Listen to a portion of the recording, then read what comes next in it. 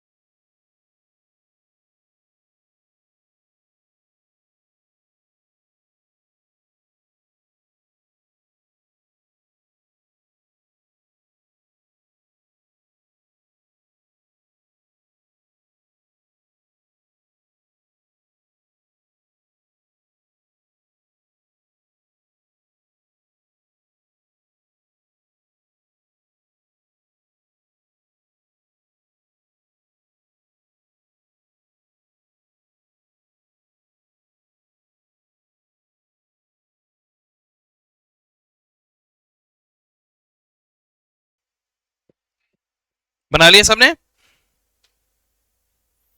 कुछ लोग अभी भी बनाते हुए दिख रहे हो मुझे, ठीक है।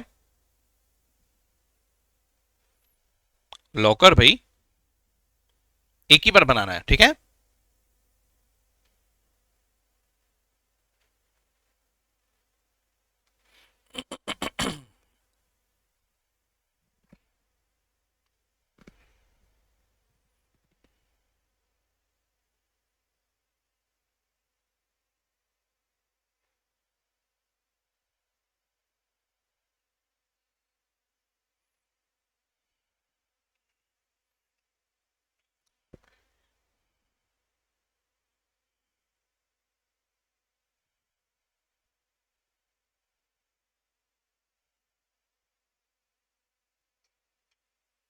चलिए, सब लोग रेडी है मेरे ख्याल से। कुछ लोग अभी भी लिख रहे हैं, लेकिन almost everyone is ready and waiting, ठीक है।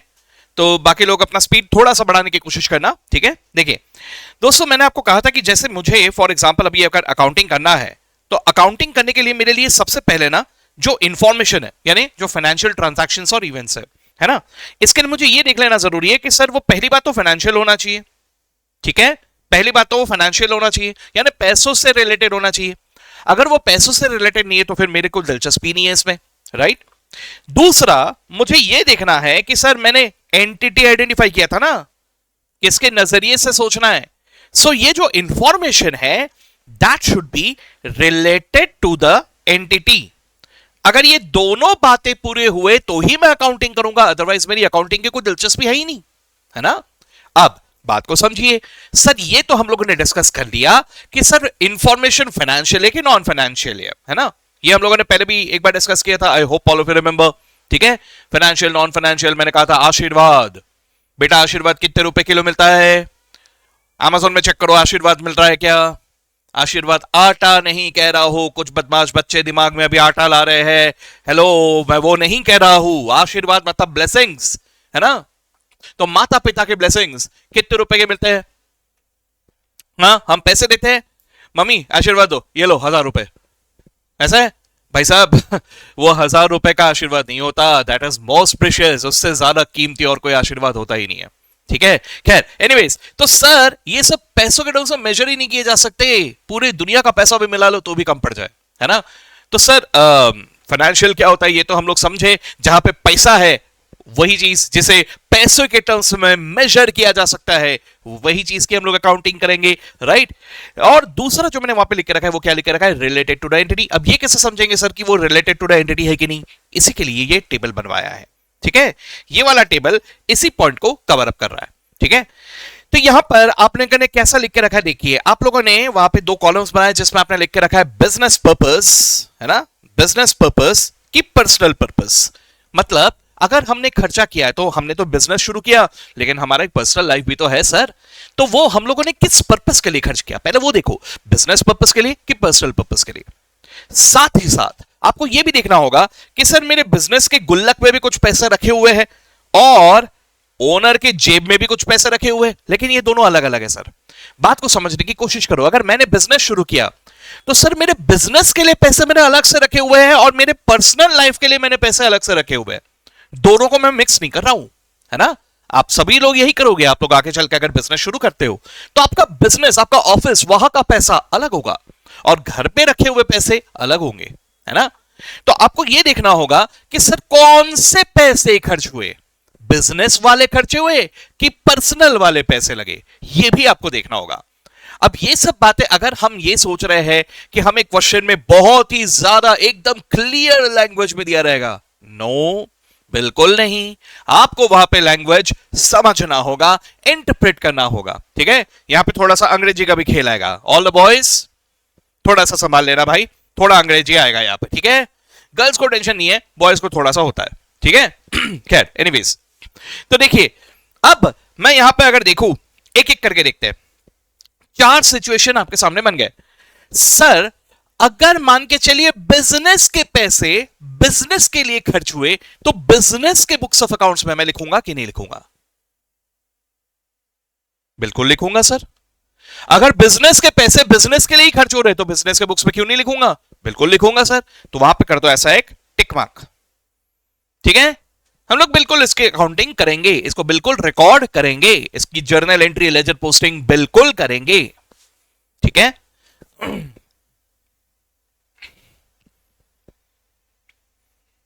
ओके।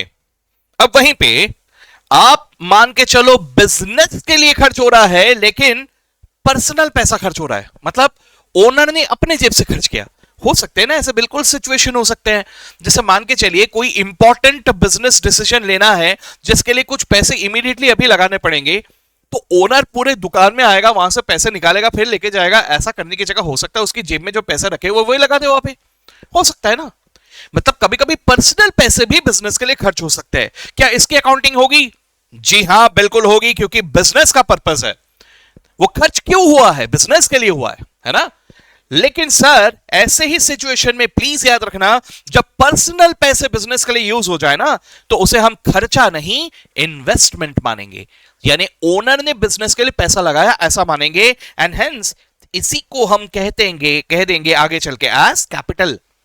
ठीक है, अगर बिजनेस के लिए ओनर ने अपने जेब से पैसे लगाए, चाहे कुछ भी रीजन हो, लेकिन बिजनेस का रीजन हो, तो फिर हम उसे क्या नाम से पुकारेंगे? कैपिटल।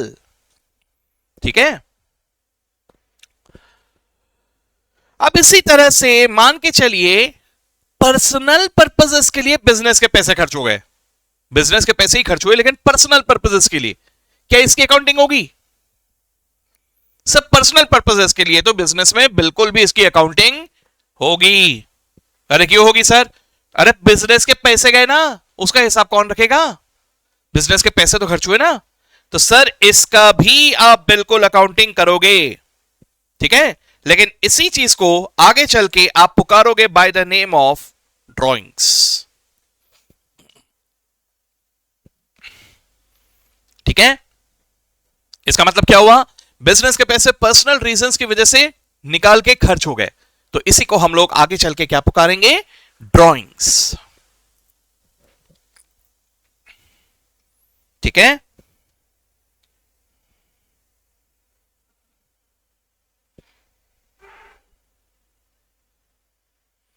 हो गया। अब last but not least, sir personal पैसा पर्सनल रीजंस के लिए खर्च हुआ है, तो बिजनेस के बुक्स में लिखेंगे क्या? बिल्कुल नहीं सर। अगर पर्सनल रीजंस के लिए पर्सनल पैसा खर्च हो रहा है तो मेरा उसमें कोई दिलचस्पी नहीं। इन दैट केस ओनली मैं इसकी कोई अकाउंटिंग नहीं करूंगा। ठीक है,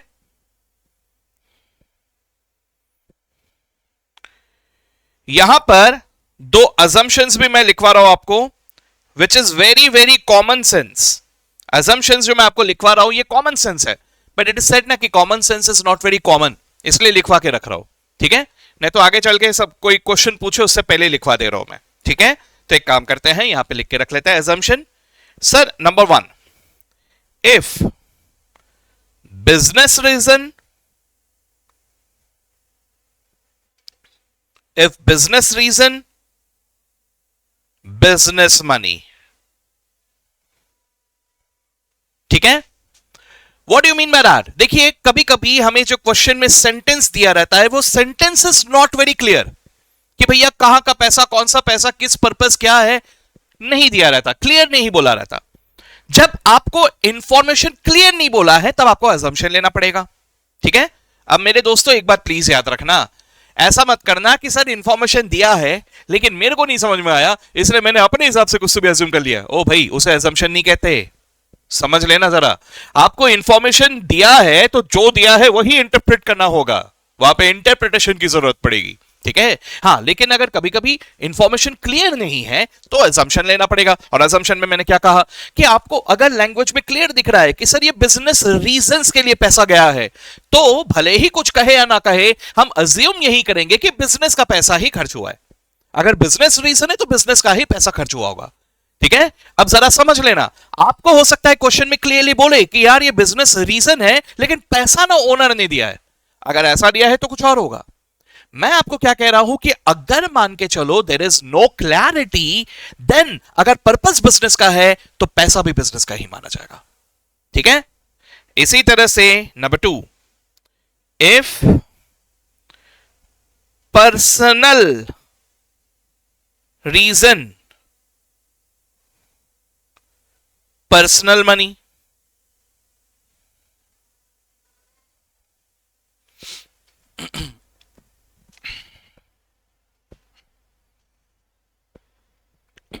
क्लियर? क्या समझ में आ रहा है सर? अगर पर्सनल रीजंस के लिए खर्च हो रहा है तो नॉर्मली अगर एग्जाम में मुझे कुछ नहीं दिया है तो मैं अज्यूम यही करता हुआ चलूंगा कि सर वो पर्सनल पैसा ही खर्च हुआ है।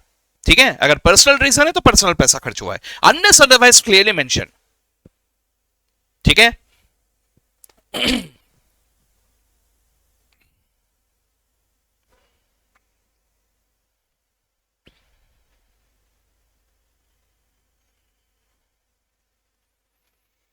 Done.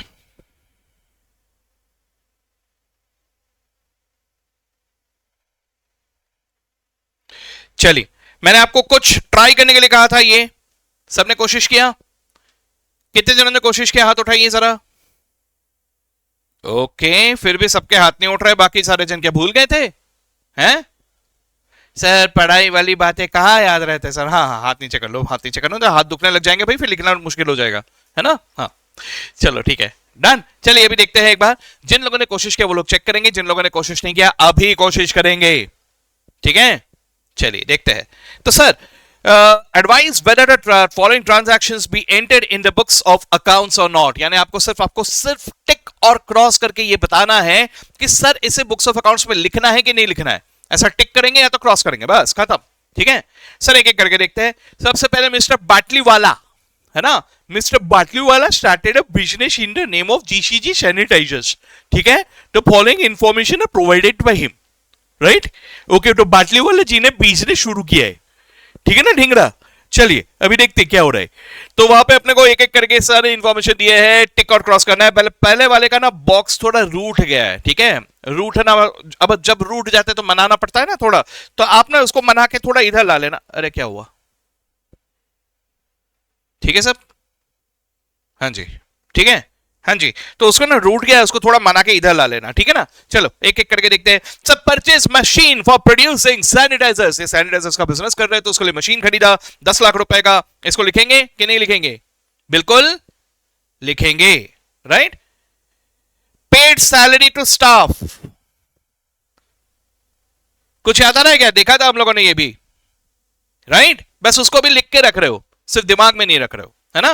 Paid salary to staff, ये भी आएगा सर, है ना? हम लोगों ने स्टाफ के लिए अगर पैसा दिया है तो बिजनेस पर्पस है, तो बिजनेस मनी ही यूटिलाइज हुआ है, ठीक है? Okay, shopping expenses of wife, ये नहीं आएंगे। ये क्यों नहीं आएंगे सर?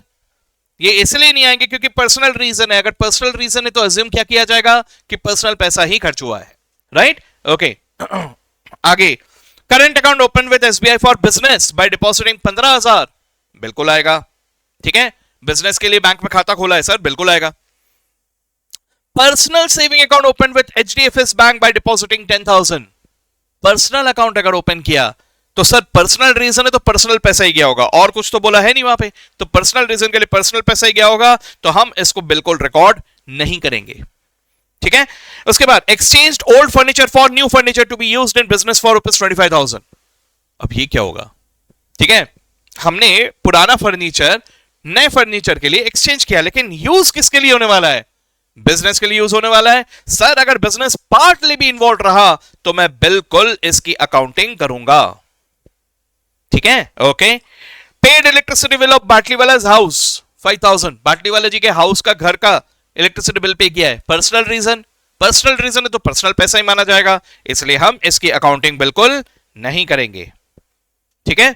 अगला, electricity bill of GCG sanitizers office 6,000, received but not it paid. कोई बात नहीं सर, बिल अगर मिल गया then you are under an obligation to pay. Bill आ गया ना, ना आपको पे करना ही पड़ेगा सर, तो भले ही पैसे ना दिए हो फिर भी हम उसे अकाउंटिंग करेंगे, इसी को माना जाएगा एज अ क्रेडिट ट्रांजैक्शन, उधार ट्रांजैक्शन, ठीक है? अगला, purchase Barbie for daughter's birthday. Sir Barbie doll अगर खरीदा तो सीधी सी बात है पर्सनल रीजन है तो पर्सनल पैसा ही खर्च हुआ होगा, इसलिए यहां पर हम लोग इसकी अकाउंटिंग बिल्कुल नहीं करेंगे, ठीक है? Purchase ring for Mrs Batliwala, Batliwala ji ने देखा कि वो अपना एनिवर्सरी में बिजी रह गए तो इन्होंने अपने अकाउंटेंट को कहा कि एक रिंग खरीद के ला ले, ठीक है? मतलब उसके बिहाफ में, ठीक है? हाँ, तो ऐसा हुआ तो उसने खरीद के ला लिया 50,000 का बिल, ठीक है, and paid using SBI current account cheque. अब जरा देखना जरा, एसबीआई कौन सा अकाउंट था? एसबीआई बिजनेस वाला खाता था, है ना? तो बिजनेस वाले पैसे खर्च होके बाटली वाला, मिसेस बाटली वाला के लिए रिंग खरीदा जा रहा है, ठीक है? तो कहना इसे बिजनेस मनी पर्सनल रीजंस के लिए खर्च हो रहा है सर, इसकी भी अकाउंटिंग बिल्कुल होगी और इसी को हम कहेंगे एज ड्रॉइंग्स, ठीक है? रहेगा बात दिमाग में? अगर किसी को इस क्वेश्चन में किसी भी पॉइंट में कहीं कोई डाउट है तो प्लीज रेज योर हैंड।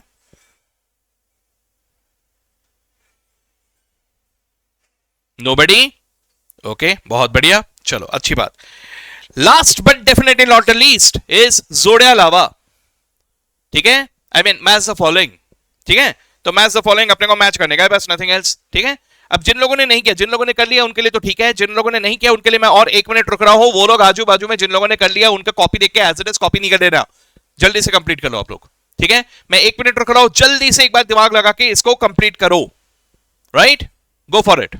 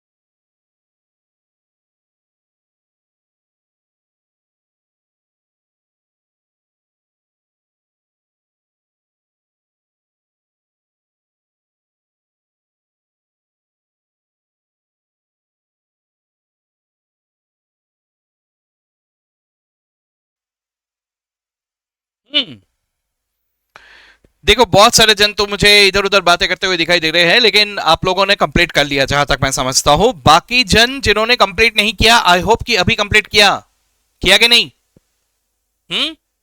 जिन लोगों ने कंप्लीट किया देखो आजू बाजू में, किया कि नहीं कंप्लीट उन लोगों ने? कोई है बदमाश? जस्ट मुझे ऐसे पॉइंट आउट करके दिखाओ, सर इसने नहीं किया सर, ऐसा है कोई? अच्छा नहीं किया, अच्छा। ये चीज में हमारे दोस्त लोग बहुत एक्टिव रहते हैं, दूसरे दोस्त को पकड़वा देना, है ना? सर ये है सर, गौर से देखिए सर, यही है वो, ये नहीं करता सर पढ़ाई। इसमें बड़ा मजा आता है ना, दिल को बड़ा सुकून मिलता है। चलो चलो, ओके, चलिए देखते ये क्या था। ये जो हम लोगों ने वो लंबा चौड़ा डिस्कशन किया था ना, बहुत सारे अलग अलग टर्म्स थे, उनका मीनिंग समझ रहे थे, उनके ऊपर ये क्वेश्चन है, ठीक है? चलिए एक एक करके हम लोग देखते हैं। सबसे पहले सर इन्वेंट्री, इन्वेंट्री का मतलब क्या होता है? स्टॉक, ठीक है?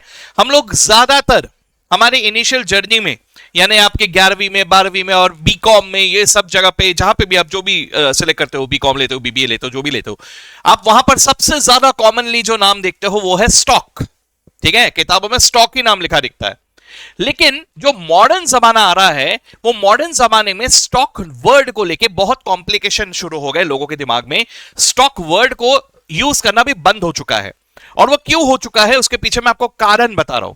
देखिए ये बात थोड़ा आउट ऑफ द बुक्स है, general knowledge point of view से है, लेकिन आपको जस्ट जानकारी के लिए बता दे रहा हूं, सुन लो इस बात को, ठीक है?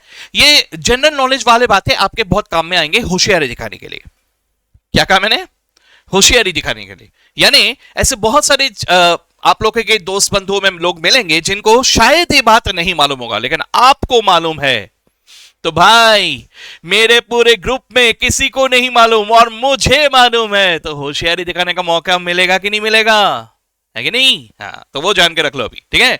तो देखो सर, आज के जमाने में अगर मैं बात करूं इंटरनेशनल लेवल कंपैरिजन की, ठीक है, ग्लोबलाइजेशन बहुत ज्यादा बढ़ गया है, सभी को पता है, थैंक्स टू ई कॉमर्स, ठीक है?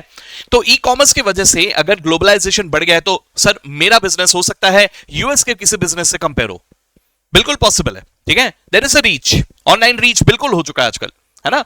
अगर ऐसा हुआ है देन इन दैट केस जरा एक बार सोच के देखिए, मेरे फाइनेंशियल स्टेटमेंट्स, मेरे books of accounts can be compare to someone else. जैसे मान के चलिए हम लोग शार्क टैंक पे गए, ठीक है? शार्क टैंक का जो इन्वेस्टर है, शार्क टैंक पता है ना सबको? हाँ हाँ हाँ सर, देखा है सर, देखा है सर। हाँ, तो शार्क टैंक का जो शार्क है इन्वेस्टर, ठीक है, वो या तो आपकी कंपनी में इन्वेस्ट करेगा या तो ये यूएस कंपनी में इन्वेस्ट करेगा, दोनों सेम टाइप के बिजनेस है, दोनों कंपटीशन में, ठीक है? अब वो क्या करेगा, वो इन दोनों को देखेगा तो कैसे, ऐसे शक्ल देख के डिसाइड करेगा, ये मोटा ताजा है, ये अच्छा बिजनेस होगा, ये तो एकदम ही दुबला पतला है, ये बेकार होगा, ऐसा करेगा वो? नहीं ना। क्या करेगा वो आपके फाइनेंशियल स्टेटमेंट्स को कंपेयर करेगा। तो सर समझो, आपके स्टेटमेंट्स फॉरेन के स्टेटमेंट से भी कंपेयर हो रहे हैं आज के डेट में, ठीक है? अब इस तरह से अगर जा रहा है तो नाम भी तो मैं पहचाने जाने चाहिए ना, थोड़ा समझ में आना चाहिए ना। अब हमारी आदत है इन्वेंट्री को स्टॉक करके लिखने की, और अगर आप यूएस के कोई भी फाइनेंशियल स्टेटमेंट को उठा के देख लोगे, गूगल करके देख लो, आप गूगल करके देख लो, जितने बड़े बड़े नाम है, अमेजॉन, फ्लिपकार्ट, ये फेसबुक, ये वो, इन सब के फाइनेंशियल स्टेटमेंट्स आप गूगल करके देख लोगे ना, तो आपको वहां पर उनकी फाइनेंशियल स्टेटमेंट में नाम नजर आएगा कॉमन स्टॉक, प्रिफर्ड स्टॉक, ठीक है? Common stock, preferred stock. अब ये देखने के बाद हमें लगेगा हाँ ये शायद कॉमन वाला स्टॉक होगा, ये वो प्रिफर्ड वाला स्टॉक होगा। अरे भाई वो स्टॉक नहीं है, जो स्टॉक आप समझ रहे हो वो नहीं है। यूएस में शेयर्स को स्टॉक कहते हैं। अब शेयर्स पता है ना सबको, शेयर मार्केट के बारे में तो सुना है ना सबने, तो वहां पे शेयर्स को स्टॉक कहते हैं, ठीक है? कॉमन स्टॉक का मतलब क्या हुआ? कॉमन स्टॉक का मतलब हुआ इक्विटी शेयर्स।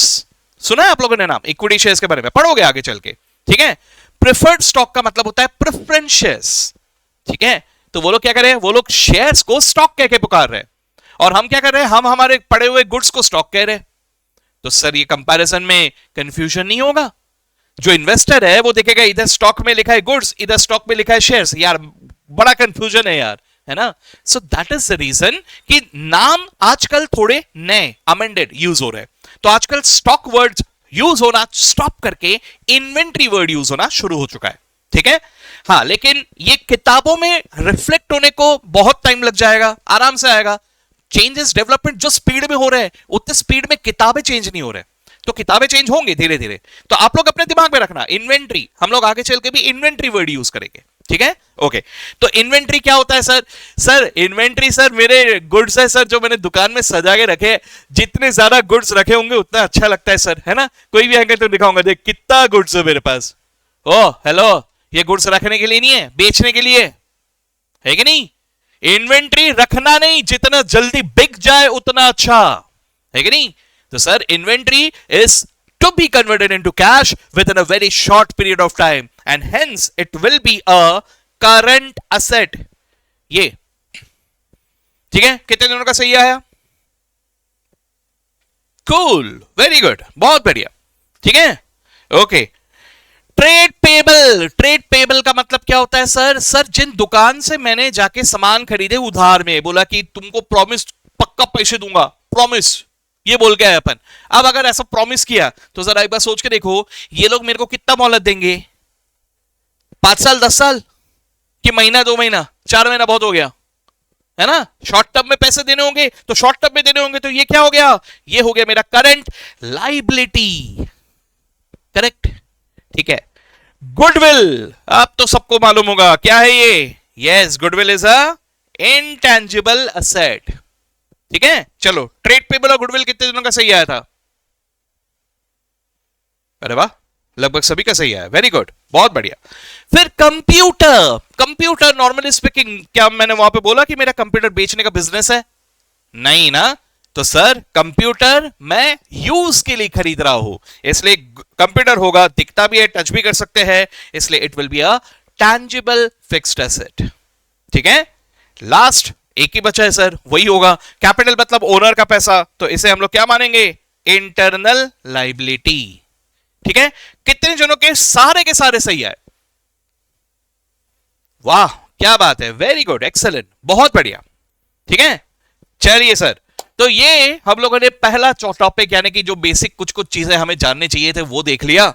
ठीक है, अब इसके बाद हम लोग जो आगे बढ़ेंगे that will be to the second chapter which is very very important from exam point of view as well as from understanding point of view. And literally speaking दोस्तों, यहां पर अगर आप पेजेस को पलटा के देखोगे तो यहां पर हम लोग बहुत ज्यादा प्रैक्टिकली चीजों को समझने की कोशिश करेंगे। ठीक है, so this chapter is accounting principles. यहां पे हम पढ़ेंगे about gap, the importance of gap, the importance of as, the importance of IFRS, the importance of Ind AS, ये सब के बारे में आपको यहां पे जानकारी मिलेगा।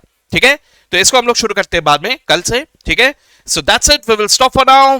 ओके, चलिए, enjoy all of you, goodbye, bye bye.